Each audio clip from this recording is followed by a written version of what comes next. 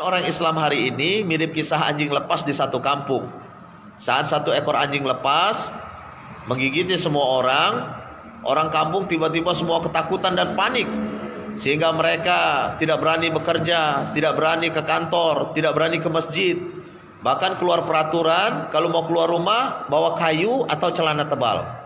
Tapi bodohnya ini orang kampung, mereka tidak mendatangi pemilik anjing. Harusnya mereka mendatangi pemilik anjing dan katakan, "Pak, anjing Bapak lepas, Pak. Semua orang digigitinya, Pak." Saudaraku, kita perlu ikhtiar. Nabi berikhtiar.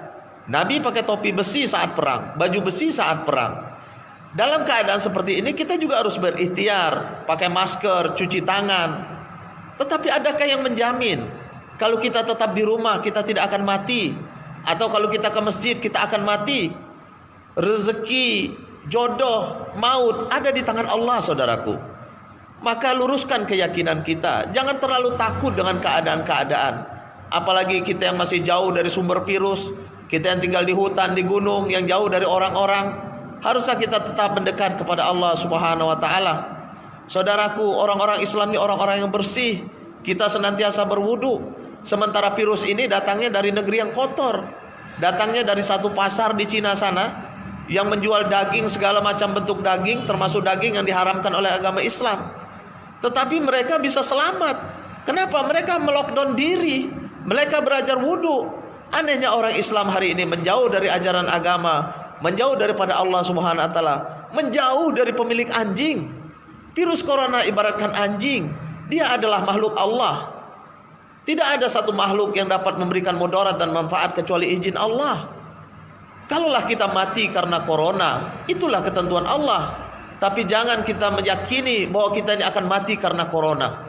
Seandainya pun kalau kitalah mati karena corona, saudaraku, bekal apa yang telah kita siapkan untuk perjalanan yang panjang? Bekal apa di dalam kubur kita, yang mana satu harinya sama dengan 1000 tahun di dunia? Ini yang kita perlu perhatikan, saudaraku.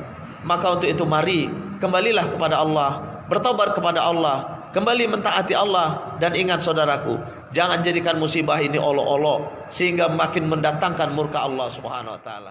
Yang lain akan perjuangkan ini agama. Tidak kita, Islam pasti akan dijayakan oleh Allah.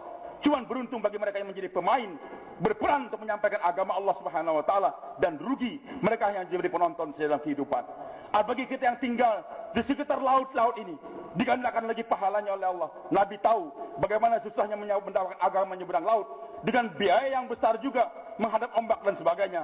Maka Nabi gembirakan kepada masyarakat sekitar laut, ghazwatun fil bahri mislu asyatan ghazwatin fil bar. Perjuangan nyeberang laut pahalanya digandakan 10 kali lipat daripada perjuangan di daratan. Nabi SAW tidur di rumah Ummu Haram bintu Milhan radhiyallahu anha, bibi susuan beliau, berbaring tersenyum. Maka Ummu Haram bertanya, "Ya Rasulullah, kenapa engkau senyum?" Nabi katakan, "Aku melihat sekelompok daripada umatku sedang nyebrang laut, berada di atas kapal seperti anak-anak raja di atas tahta mereka." Nabi tersenyum, kenapa? Karena waktu itu perjuangan hanya nyebrang padang pasir di daratan, belum ada yang menyeberang lautan, dan resikonya sangat tinggi. Nah, tapi digambarkan oleh Allah, "Wahai Muhammad, jangan takut. Nanti umatmu yang kemudian akan nyebrang laut untuk membawa ini agama." Maka ketika bermimpi, dan mimpi Nabi hak, ketika mimpi adanya umat yang mau nyebrang lautan, Nabi tersenyum. Ummu Haram bintu Milhan langsung minta, "Ya Rasul, doakan agar saya termasuk di antara mereka."